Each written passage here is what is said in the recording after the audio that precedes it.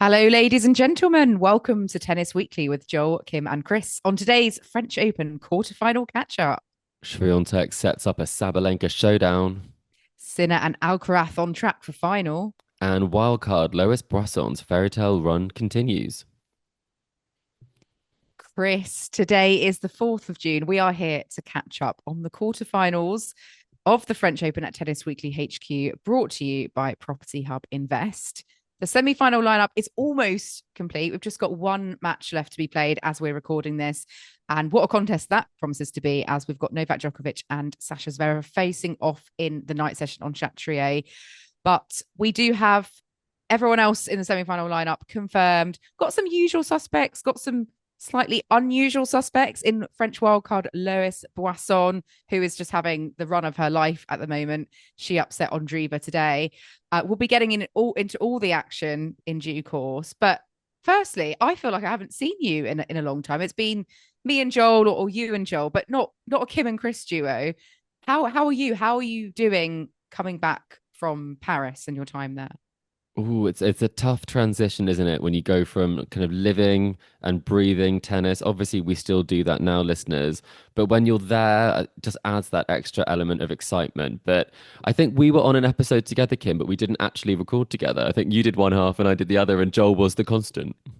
Yes, yeah, it wasn't like one of us left the room and the other one walked in. No. We were doing what we can to be flexible and adapt around various commitments. But are you still getting some French pastries in? I know you said you were continuing with those a few days ago, but are they still in Well, situ? it's harder to find the pastries. I've had some cake at lunch, so I had some pistachio carrot cake, Kim. So I think you'd quite like that one.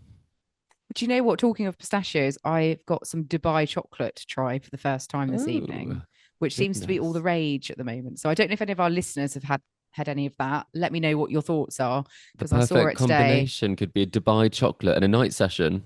Well, exactly. Yeah, I'll once we finished, I'll be, put my feet up, watch a bit of Djokovic and have some Dubai chocolate. But I also was thinking, Chris, you get some lovely Danish pastries We where do, you're based. So you yes. don't need Paris for the No, pastries. I don't have to go all That's that any way. That's consolation. true. Yes. So listeners, just to remind you as well, Chris and Alina have done one last Tennis Weekly journal with all of their lovely tips for Roland-Garros. So do listen to that. It is out now. Well worth a listen. And big thank you, Chris, for all your journals with Alina, because they've been, a nice addition to our, core coverage here at Tennis Weekly Well, HQ. tennis daily, Kim, isn't it, with the journals? Absolutely. I know. We're just producing Round the and more clock. every year. Exactly. Our Roland-Garros coverage is brought to you by Property Hub Invest. If you're looking to build a successful property portfolio without the stress of going it alone, Property Hub Invest could be exactly what you need. With over 13 years of experience and trusted by the Sunday Times as weekly property columnists, the team behind Property Hub Invest have helped thousands of investors build hands-off, high-performing portfolios. They source buy-to-let opportunities you won't find anywhere else, complete with exclusive investor discounts, then guide you through every step so you can invest with confidence and grow your wealth the smart way. So if you're serious about property, head to propertyhub.net/start to take your first step. That's propertyhub.net/start. The link is in the description. Let's talk, though, the tennis now, because we've had a number of interesting encounters today. We've had, obviously, Gauff against Madison Keys. We've had Andreeva versus Boisson, and then also Sinner and Bublik. And like we said, Djokovic Zverev about to start in the not too distant future. Shall we start in the order that it happened on court today, Chris? Coco Gauff versus Madison Keys. He's went off to a flying start, and at one point I thought, oh my god, is she gonna do the calendar Grand Slam here? I got very carried away with myself. She raced to a 4-1 lead, but Coco Gauff came back to win in three, 6-7, 6-4, 6-1. She's into the semi-finals for the second straight year here. How impressed were you with Coco Gauff, given that she had that very slow start and that she was able to turn the match around, and in the end she was racing away with it? I mean, very, very impressed with her. I think that does happen to her sometimes, that she is able to find a way to win. I think for someone of her age, I think she talked about it afterwards. She's very mature in those moments. She doesn't get too kind of bogged down in the fact that she wasn't playing perfect tennis, because this was not a perfect match, Kim. When these two play, it doesn't necessarily bring out the best in each other, because some of the stats, in terms of winners for Coco Gauff, this is for the match. There were 15 winners to 41 unforced errors. And that's not really match winning stats, you'd think. And for Madison Keys, it was 25 winners to 60 unforced errors. So 101 unforced errors between them. So I think it was a case of just getting the job done. And that's what Coco did. I think in terms of how impressed I am with her performance, I'm more impressed with how she adapted to the conditions, because she had to make an adjustment to her racket tension, her string tension. She'd actually lowered her tension because of the slower conditions. She thought that would be a good idea. And the reality was that didn't seem to work for her. And then she changed the tension, and she ended up getting a set point for being 4-1 down. So I think that shows some maturity as well, the fact that she's able to identify what the problem is and find a solution. And although she made a number of unforced errors after that, it did improve for her significantly. Yeah, I think although it was maybe the wrong move, she was trying to change the tension in order to help her, but with the roof being closed, she thought that the court was going to play slower, so she changed the tension. So she was already trying to, get up on Keys through that, but that didn't work out. And she, like you said, rightly identified that she changed it back. She realized that was the issue, and after that point, she was able to sort of turn the set around. Still ended up losing in a scrappy tiebreak, couple of double faults, not great. But I think, like you said, those unforced errors from both players, not great, not the right ratios. But at the end, in that third set, it was Gauff who was tidying up her game, and Keys carried on spewing out the unforced errors, Yeah. and that was the difference in that final set. Gauff, racing away with it, winning 17 of the last 22 points. And I do have to give credit to Joel, because he did almost predict this exact scoreline. He did say 3 sets Gauff, and it was pretty spot on, wasn't he? So well done, Joel, if you're listening. That's the only thing that we have been spot on with out of the three of us this whole Roland-Garros. I did hear the update on Collector Set, and I can say that things have improved for me, Kim. I finally got one. One of us has got one. And I believe from being in last place between us, Kim, I've now leapfrogged you, Oh, because I did get a quarterfinal result for Andreeva. So although I cannot I cannot collect a set, I think, again, we're looking at a combined collector set from all of us to try and get 6. quite possibly. Yeah. I haven't looked at mine in a while, because I thought, I wouldn't. I'm doing so well. I'll just ignore it and hope it, miraculously improves. But yeah, Keys and Gauff, they have a bit of a history of not playing the greatest quality matches against each other. Is there any particular reason for that? Do they just sort of get quite nervous playing each other? They just can't produce their best tennis, or do you think there's something else going on? I think it's probably to do with the fact that Coco is such a good mover, such a good retriever. So Madison has to hit probably that extra ball when she's trying to put a ball away that would have been a winner previously. I also think the fact that Madison does hit the ball so hard means that if you do hit that towards Coco's forehand, that's not what she likes. It can break down sometimes. So I think it's probably a combination of the fact that Coco gets so many balls back in, and Madison doesn't give you much time to prepare for that forehand. Yeah, I mean, they do have a 3 all head to head now, so quite close. And Gauff hadn't actually beaten Keys, I think, for about 2 years, so I think she'll be pleased to have got that one. Got it over the line. Playing under the roof as well. I don't know what the weather's going to be like across the rest of the week, but if she does want to go on and win the tournament, she may well need to play under the roof again. It was pretty gross weather, I think, at the start of the day. It's not looking good, Kim, weather-wise in Paris, that's for sure. It's pretty much rain forecast until Monday. Oh, that is not pleasant. Thank God they've got the roof. And yeah, it's good that she's got that exposure to it from today as well. And I guess she won't be going in with her racket tension fiddled around with. She'll probably stick with her usual tension, perhaps. She does have, a record now of kind of getting to slam semis here. She's reached 3 in Paris, 5 in total. She's actually now the youngest player to have won 25 matches at Roland-Garros, and that's since Hingis back in 2000. Do you think she is playing good enough to challenge for the title, Chris? given what you saw today? A lot of double faults, not convincing at times. I think we're probably in a similar situation to when she's made a deep run here previously, where Swiatek would probably be her undoing if they did face. I think probably that Madrid memory will be in the distant past now for Swiatek, who's made it to the semi-final. I think also Sabalenka has got the better of her own clay as well this season. So I think she's probably doing well with a good draw. And I think that her level will rise as we go. And I think she can make it difficult for opponents. But in terms of the quality, I think it's about getting the win on the day. But at the same time, you have to acknowledge you've got to go up a gear if you're going to beat the four-time champion or the whatever one. Yeah, I don't think committing 10 double faults in a Grand Slam is going to, I think just one match is going to be helpful. So she's going to need to iron those out. She will face, though, in the semi-final, Lois Boisson and not Mirra Andreeva, who she might well have thought would get there, because Boisson, the French wild card, ranked 361 currently in the world, did the unthinkable and went even further into the tournament, beating Mirra Andreeva in straight sets. This was remarkable, really. I did not expect her to back up that win over Pegula, at least not in straight sets. It's one of the strangest things we've come across, and I think witnessed it in Grand Slam, history. She's literally breaking loads of records. I've got a whole load of statistics with Boisson's name on. Almost mixed her name up then, Chris. Lois. I think we say Poisson instead of Boisson. Lois Boisson, I know, gosh. But yeah, how much, like, watching the match today,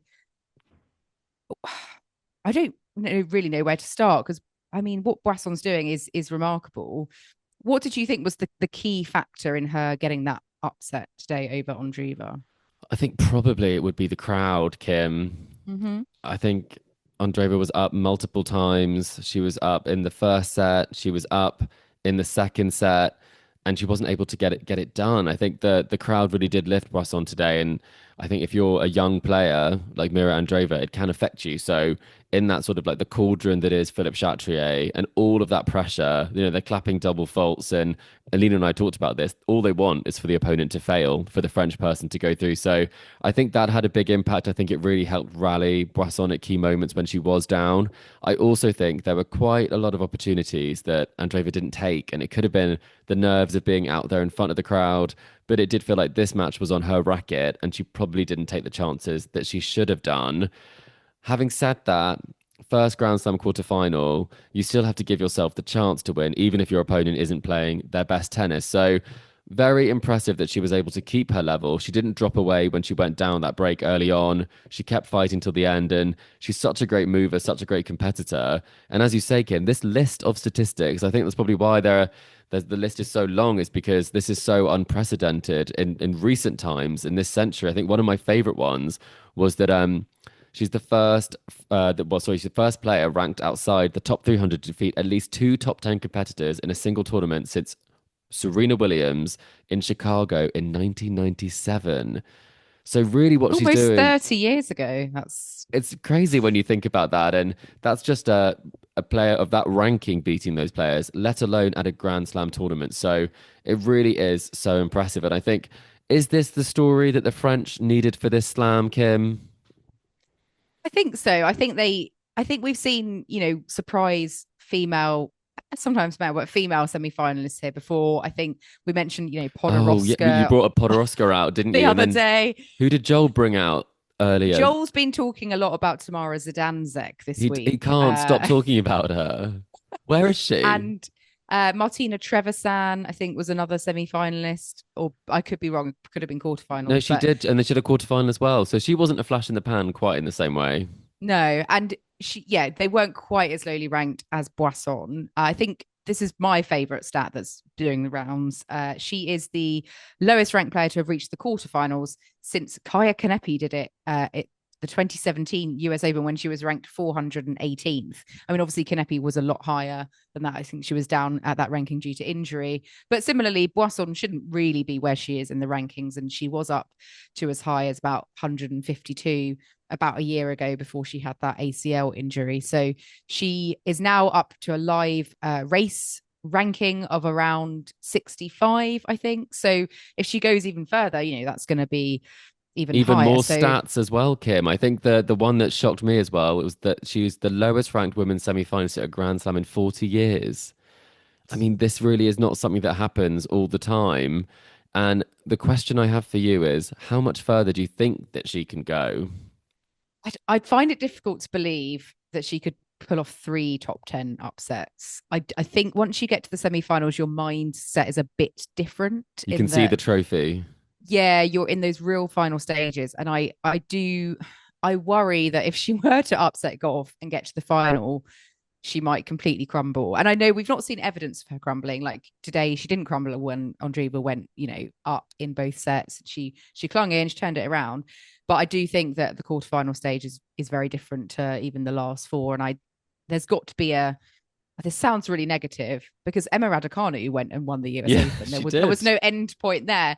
But I do wonder where the natural end point is. And I hate to rain on her parade, but I don't think Coco Gauff's going to come a cropper. Oh, so you don't think the crowd will get to her? I think Gauff will embrace that crowd. Like she was asked about it, and she said that it's understandable. The crowd are obviously going to go for their like local hero. She's played against Italians in Rome. She's played against French players here before, and she said that either she pretends they're cheering for her, or she just uses that energy and doesn't let it get to her. So I think she's not going to be fazed by that. Coco Gauff is going to obviously need to throw in, I think, a tidier performance than she did today. And I think she'll probably seize her chances more than Andreeva did, just because she's that much more experienced than Andreeva, who, fantastic player, fantastic prospect, but is still less experienced at Grand Slams than the likes of Gauff. No, I agree. I think that's probably will be the case. There's just something in me that thinks if it gets to her, that double fault could start kicking in. Boisson gets so many balls back into court. It could get, well, I mean, like she did today, it could involve winning ugly potentially. I'm not sure it's going to be the prettiest of tennis, but I think it will be interesting to see. I think we haven't had a French player at this stage since 2011. So I think that will be in itself an event to witness. And I think something, as Coco said, to be a part of that's quite unique. Absolutely. And it's a fantastic story. I do wonder what will happen to Boisson after the French Open on other surfaces. Like how is she going to kick off from here? The grass season. Think about that right now. About that, yeah. Yeah, well, definitely one to keep an eye on. She'll be, getting direct entry into events. So will she sort of go on a meteoric rise up the rankings, or is this kind of like that 2 weeks of like wonder for a Harmony Tan moment? I would love her to be drawn against Harriet Dart, like first round of Wimbledon or something. Harriet Dart is regretting those comments now, isn't she? Well, it's just because they're also being talked about and being resurfaced. She's like constantly being reminded of those comments that she said. I mean, we've mentioned it probably shamefully at least 10 times probably over the last week, so we must stop. But well done Lois Boisson. Can she go even further? We'll see. On the men's side though today, Chris, we had Jannik Sinner against Alexander Bublik, who did of course conquer Jack Draper in the 4th round, but today it was quite a different story for Bublik. He was not able to contest with Jannik Sinner, the world number 1. It was 6-1, 7-5, 6-love. Really dominant for Sinner, aside from that second set. And I mean, Sinner, his running Grand Slams now is just kind of going on and on and on. He seems to just becoming more imperious as this event, goes on. It just, I don't know. It's hard to see someone maybe stopping him or beating him. And Alexander Bublik did not have any answers today. It's just a shame for British fans that this Bublik maybe didn't, play like this against Jack Draper the other day.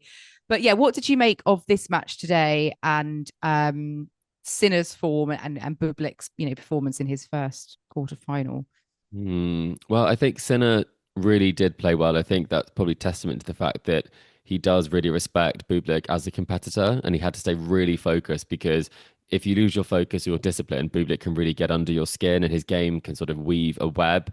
And Sinner didn't let that happen. And when maybe there was a chance in that second set, again, shut it down and kept playing, and then obviously bounced back with that 6-love set. I think that really did break the spirit of Bublik, who's who said it was the best win, the best moment of his life. He actually said, I think, at one point after the Draper result. I was just thinking he's got married, he does have a child. I'm like, this is a bit of a strange one. But in terms of the tennis, I think he played a decent match. It was much more the level we're used to seeing on the tour more frequently. I think for Jannik Sinner fans, this is a very good result. And I think people will be thinking he is getting better as the tournament goes on. No one is challenging him. And it makes you think that no one will be able to challenge him probably until the very, very late stage of this tournament. I mean, he's only lost one match this season. I know he didn't play for 3 months of it, but that's still, a fantastic run of form for this year. He's won his last 19 matches now at Grand Slams. And he also, for Italy, we'll get onto this in the second half, but Musetti also in the semi-final. So they've got 2 Italian men here. That last happened in Paris in 1960. So Italy are absolutely loving it at the moment.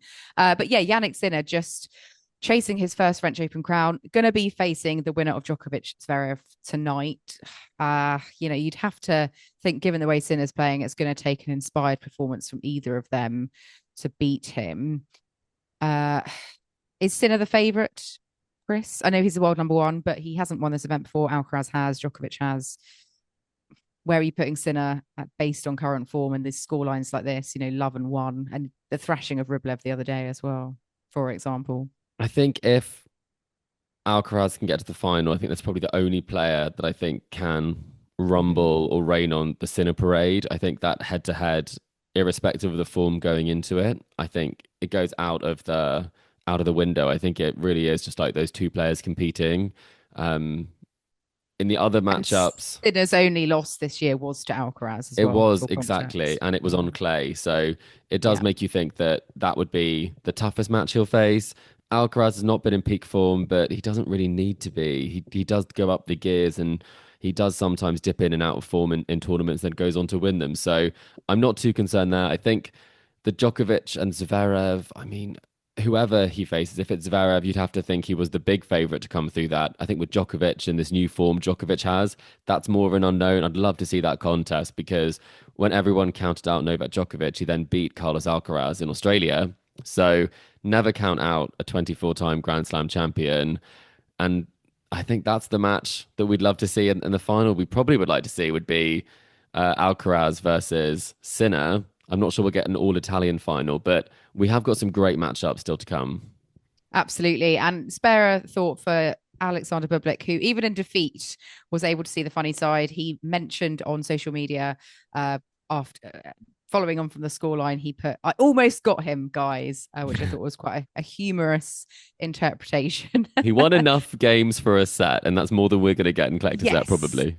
6 games to Bublik. No, fair enough. He's had a fantastic tournament, including some great wins over Draper and Alex de Minaur, so 2 top 10 wins, and he will be up to 43 in the live rankings at the end of Roland-Garros. So he's, getting himself back up there.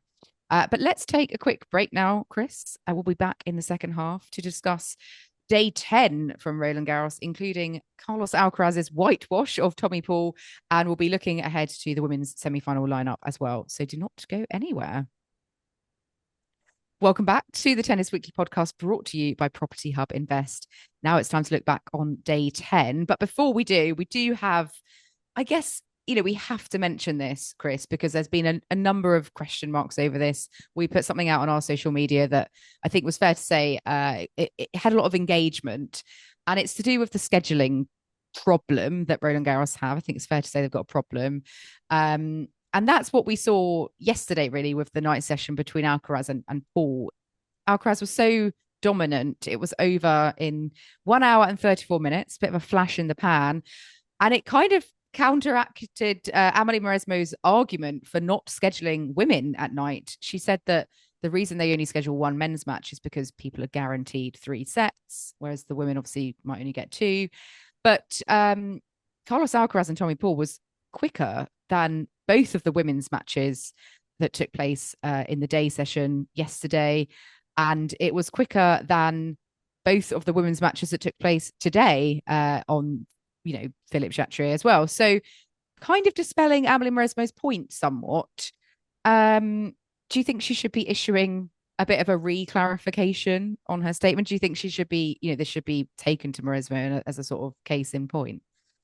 Well, what's really interesting is that the women's matches were straight sets. So they only got 2 sets for those Chatrier matches, and they were both longer. So the Sabalenka Zheng match was an hour and 57, and Svitolina Swiatek was an hour and 41. So although it's only a few minutes in it, I mean, if they did go to 3, that would have been an even longer match and an even better contest for the Chatrier crowd. And they didn't need to put on a better length of show than Paul Alcaraz. So I think what's clear from the comments is that either Prime has stipulated in the contract for the night match, it has to be a men's match, or the FFT and the decision makers and Amelie Mauresmo at the tournament are not willing to take a risk on a women's match in case it is a very one-sided affair.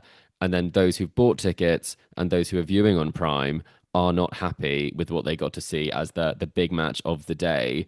And I think it's probably, as well, probably proves the point that they should be taking a chance on women's matches. And not because I think women's matches are necessarily a risk. I do think that to give that answer is too simplified, again, as the reason why I think the fact that we are seeing these longer matches, and we've seen it on 2 days consecutively, it's not just one day, this is not just a pure anomaly, I think should make the point, especially with a French player still deep in the draw for the women's side, that there are these platforms that could be enjoyed by women if they do change the slot from one slot, and if they are willing to take a risk and see if a match goes 3 sets rather than just banking on men being a minimum of 3. Yeah, I do wonder what's actually stipulated in the Prime contract, because if it does say, oh, it has to be a men's match, like surely that's some kind of discriminatory, like, would it be actually evidenced in the contract? Maybe not in France, who knows? Verbal agreement. Yeah, very questionable. Oh, it makes me think also on Jabeur's comments about, dominant performances from female players. She said when a woman wins 6-love, 6-love, it's called like boring and too easy, but when a man does it, it's seen as a strong dominant performance. And like with Carlos Alcaraz, yesterday against Tommy Paul, it was 6-love, 6-1, or 6-love, 6-1, in under an hour. And is that entertainment? He was playing fantastic stuff, but I'm sure the crowd would have preferred something a bit more competitive. Yeah, and I think that's true that people say, Tommy Paul is such a great player, which he is, and look at how good Alcaraz was. This was a special performance. That's not the language you tend to get if Swiatek wins 6-love, 6-love against someone. I think maybe with the Coco Gauff result, where she did beat Swiatek so easily in Madrid, I think that really raised some eyebrows. That was a fantastic performance from Coco. But broadly, I think Ons is right. The problem is that slot, it is a risk, and I'm not saying it's just a risk from the scheduling perspective. It is also a risk for women's tennis, because if there is that result, as you've said, then unfortunately we can't control that narrative. And the narrative would be that women's tennis isn't interesting, it's not great, it's not very competitive. And I think that is something that is a shame, because if there was a way of having more than one match and starting at different times, or setting something up on another court so there could be a platform for women as well, that would be preferable, because a shared platform would be much better. But having said that, I think it's just, we're adding that not everything that Amelie Mauresmo said necessarily explains or can explain why the decision has been made. There's more to it. It's a very difficult landscape to work in, lots of competing factors and demands. I do wonder if Lois Boisson, home favourite, would that have influenced them? Or, should they have a real top French women's player this time next year? Say Boisson's become the world number 3 or something. Would that be enough to get a female match on, maybe? I don't know. The contract allows. So that's probably a TBC. And we would love to see some of these contests getting a better slot, even if it's not the night slot. I think the fact that the women's matches are always the first match on Chatrier, I think there's things that can be done on scheduling, and I think that more can be done, even if it's not in the night slot, to give the matches that are clearly more entertaining and closer affairs a better slot. Yeah. Well, so let's talk about that match with Alcaraz and Paul. Tommy Paul, don't know if he's going to be upgrading his truck, has, fallen now at the wayside to Carlos Alcaraz, who is through to his 3rd straight semi-final in Paris and extends his winning streak at this tournament even further. Carlos Alcaraz said that he could close his eyes and everything just would go in talking about last night. It was, a big improvement on his 4-set kind of tussles he's been getting embroiled in. And that's what we need him to do, really, I think, if he wants to kind of have fresher legs, shall we say, to maybe face Jannik Sinner in the final and to kind of clean up his game a bit. If he carries on playing like this, is this the sort of step up that he needed? And if he continues like this, Chris, do you think we're on for that, Alcaraz Sinner matchup? I think we probably are. I think his earlier performances are still of that question mark. I think Tommy has played a lot of tennis, and I think it showed. I'm not sure how physically fit he was. It didn't look like he was playing or moving his best. I think obviously Alcaraz had a bit of a lights out moment, but if your opponent isn't playing at the top of their level, then I think it gives you the opportunity to play even better. So it wasn't really a test for Alcaraz. But it is promising that he was able to feel that good on the court. I think it was his perfect tennis match in many ways. So that's great. I think he is improving, but at the same time, it would be better to see him play, better tennis against some of in the close moments of his other matches, because this really was a bit like the Sinner match where there wasn't really a challenge. There wasn't really that chance where he did dip the concentration or he was tested. It was just so one-sided, the first set, that set the tone for the rest of the match. But having said that, signs are positive, more positive than probably I made out in the first half, Kim. Yes. And I think, he's had some difficult encounters with Tommy Paul previously. Tommy Paul's actually, I think, won 2 matches against Alcaraz and pushed him a bit more at the Olympics here last year. So I think Alcaraz probably had that in mind as well and just thought, I'm going to come straight out the gates and get this done. Which he brought that to the court. And yes, Tommy Paul not fully 100%, but has had a great tournament. And Alcaraz moves on to the semi-finals. He will face Lorenzo Musetti, who came through in 4 sets against Frances Tiafoe. 6-2, 4-6, 7-5, 6-2. Again, another Italian into the semi-finals. So 50% are Italian. They could have an all-Italian final. It could happen. This match, without wanting to take away from Musetti's tennis, there's been another talking point that I guess has captured people's imagination. And there was an incident, a moment where Musetti was worried he would be defaulted because he accidentally hit a tennis ball and it hit a line judge, which in other instances we have seen that player being, defaulted and out. He managed to escape with a code violation for unsportsmanlike conduct. I don't know if you've managed to see the incident, but do go and have a look, see what you think. But Chris, what's your view? Was it the right decision? Was he right? Was it right that he was able to carry on, or do you think he should have been a goner? Oh, that's a tricky one. I would say, based on the incident that we saw, I think it was a couple of years ago with Miyu Kato, who got disqualified from that doubles match, her and her partner, and she was actually sort of passing the ball back to the ball girl, and then it did indeed hit her, and she was quite shocked by this. And then her opponents called for her to be disqualified, and then the umpire agreed after that conversation. It was worse than that. And I think that's where the problem is the lack of consistency, because maybe the umpire didn't want to make that call in a quarterfinal of a Grand Slam, but in a doubles match in an early round, they're more than happy to make that because they thought there wouldn't be that much focus on it. And then that obviously became such a big story. In fact, it dominated the story that was that French Open. So I think if you're kicking, you've got no business kicking a tennis ball in a tennis match. It doesn't make sense why you were doing that. And there are people standing at the back of the courts, and that's what also caught Djokovic out, was that behind you are fans, and behind you are people who are working at the event. It's their workplace, and you can't just kick or hit a ball knowing that there are people back there and then say that there was no intention. Well, you have to use your brain sometimes. And I think if you're able to solve problems on a tennis court, you should be able to figure out that kicking something without looking, there's a chance it could hit someone. I wouldn't like people to be defaulted at this stage. I think that is a big shame for the crowd. It's a big shame for the players, and it's not how you want a match to end. But ultimately, this was worse than that, and she did get disqualified. Yeah, I do think there needs to be maybe a re-clarification of the rules, or they just need to have something consistently in place going forwards that says, like, regardless of intent or not, like, if you do X, then Y will happen. And we don't care what stage of a tournament that is, if it's the final, whatever. because this inconsistency is going to make players think, oh, I might get away with it, and it's not going to make them really change their behavior, and they're going to continue to sort of do things in a thoughtless manner with potentially really bad consequences for others and themselves. Or it just needs looking at, I think, doesn't it? Because Tiafoe described it as comical. There are loads of fans up in arms. Djokovic fans especially will probably think this is like massive double standards, after what happened at the US Open in 2020. Arguably that one hit that line judge in a sort of worse place at more speed. But I don't know if we're going to get like the speed gun out for these sort of instances to analyze them that much. But there does need to be more consistency, because it might not look like very much on the telly. It's clearly not intentional from Musetti or malicious.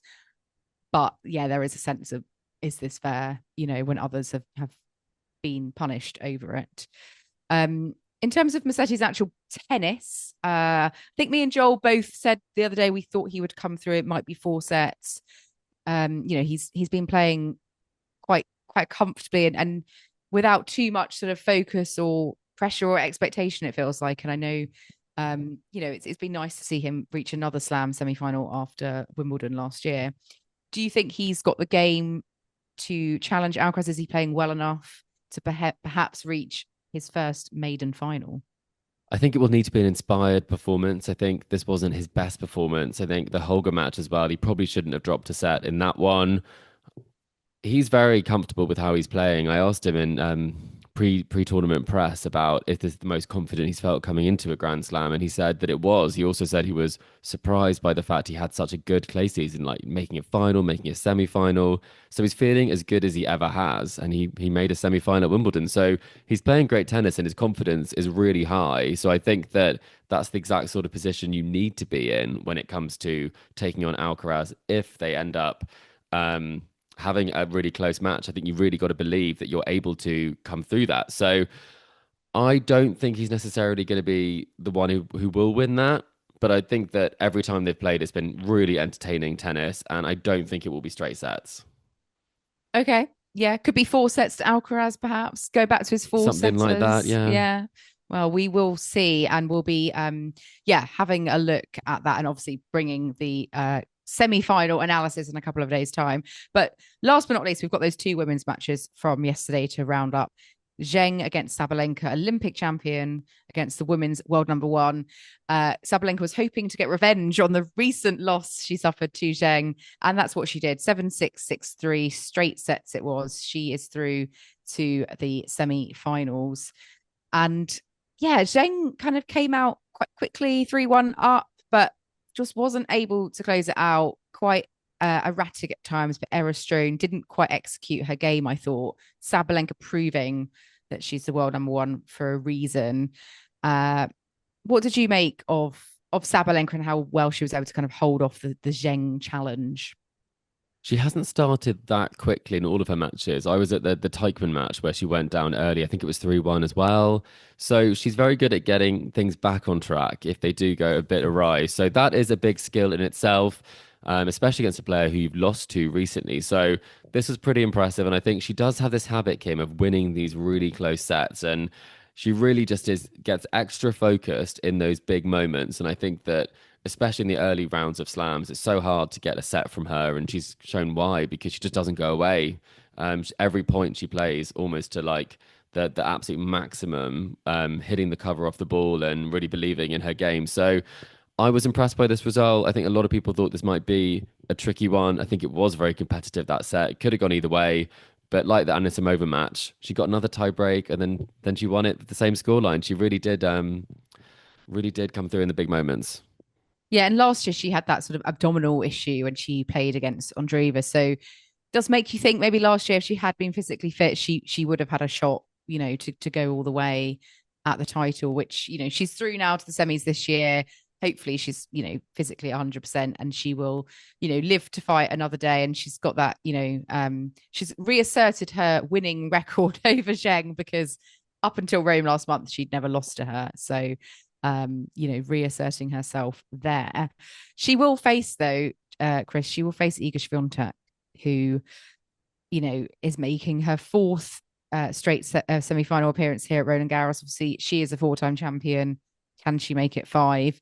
She came through against Svitolina 6-1, 7-5. What did you make of Swiatek? Was this a bit more Swiatek of old than we've seen over the last couple of months? Where would you rate her performance? It does feel a bit like a switch has been flicked after that Rybakina match where things have realigned. She's back as Iga, not necessarily of old, but Iga of potentially like last year, the latter stages of that tournament. I think it is just so crazy to me that she hasn't even had a final since that last French Open. Because you see her play tennis like this and you think, well, surely she picked up a clay tournament in the lead up. And she didn't. She didn't really have the form at all. So I think now with a 6-1 set in her favour, starting a lot quicker than obviously going down 5-love against Rybakina in that first set of her previous match, it just showed that she's almost relaxed into the tournament potentially, and that extra motivation when it comes to a Grand Slam, defending that title. She's very motivated by that sort of thing, like you should be. And I think extra motivated, obviously, when you're at a slam. And I mean, could have gone to 3. There were chances for Svitolina, but ultimately, it does feel like Swiatek is back. Yeah, and I do wonder, like you said, she's not even reached a final since she won this title last year. Winning here could well give her that resurgence she needs. If she can pull off this tournament, I think we might see her flick that switch for the rest of the year. And I don't know, I think it's sometimes you just need that one moment, don't you, to kind of shift you out of and into another gear. And just without wanting to compare her to Rafa, we've seen, Rafa win this title where the odds might have seemed against him. He wasn't coming in with great form, hadn't won a clay title. Yet, at the end of the fortnight, he's there holding the trophy. And I do wonder, part of me is wondering if we're going to see Swiatek there like we have for the last 3 years, just holding the, trophy on Saturday afternoon. But Svitolina, she, credible opponent. She's this year's clay court match win leader. She made semis, quarterfinals in the clay season run up, got a title in Rouen. She has good pedigree at Grand Slams, but she doesn't have the best head to head against Swiatek, and just didn't seem to. I didn't really have confidence that even if it went to a third set, she would, be able to kind of pull off the upset, so to speak. She's come so close so many times, just can't quite get to that major final. I don't want to sound like a broken record, but will it happen? Will she do a Madison Keys and get that Grand Slam eventually? Do you think? I think a lot of people thought this could have been her Madison Keys tournament potentially after that Paolini result. I think she's looking like she's in great shape. I mean, I saw her bicep when she was sort of celebrating that Paolini match, and she really has packed on some muscle. It looks like she's leaned down a bit as well. So I think she's actually in fantastic physical condition. I think it probably is just a case that in some of those moments, she doesn't always end up playing her best tennis in some of these latter stages of tournaments. She's been to so many quarterfinals at the French and obviously semi-finals at Wimbledon as well as at the US Open. And she's had such longevity on the tour. I mean, it's been a decade of quarterfinals at Roland-Garros. It's a shame that she hasn't been able to get a title. I think she's probably one of the best players to not win a slam.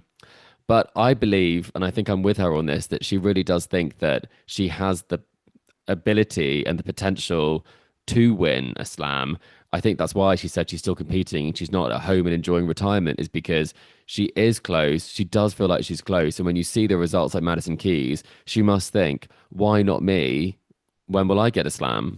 Yeah, precisely. And like you said, I did think, she's looking very, physically in top-notch shape at the moment. Definitely, you can see like the difference. And yeah, fair play. I think I'd love to see it happen. It just, obviously not this time. Swiatek came out on top, and she is actually the 5th player in the Open era to have won 25 plus consecutive singles matches at Roland-Garros. Obviously, others on that list, Rafa Nadal's on there. I'd say I can guess one. Yeah. Bjorn Borg, Chris Evert, and Monica Seles as well. So Swiatek in good company there.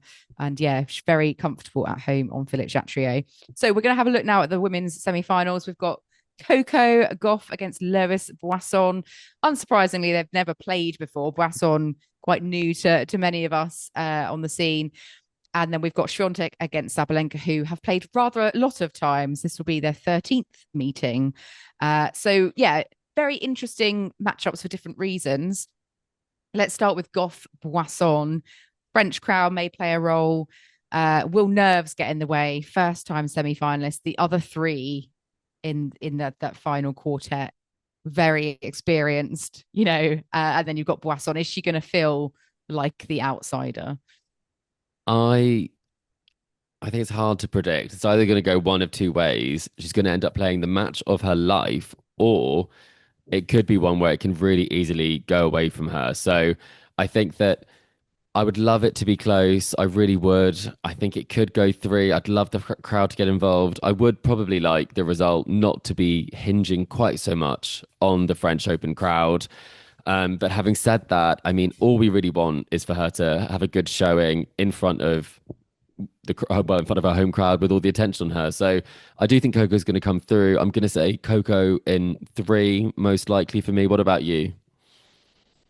Yeah, I think Coco in three is realistic. I think Boisson, I think if it goes into a third, I think her energy might start fading. She seems really strong, really fit, but I think it's this emotional turmoil. It's such a new experience for her. And sometimes I think we see players just kind of finally get to that point where it's just all a bit too much.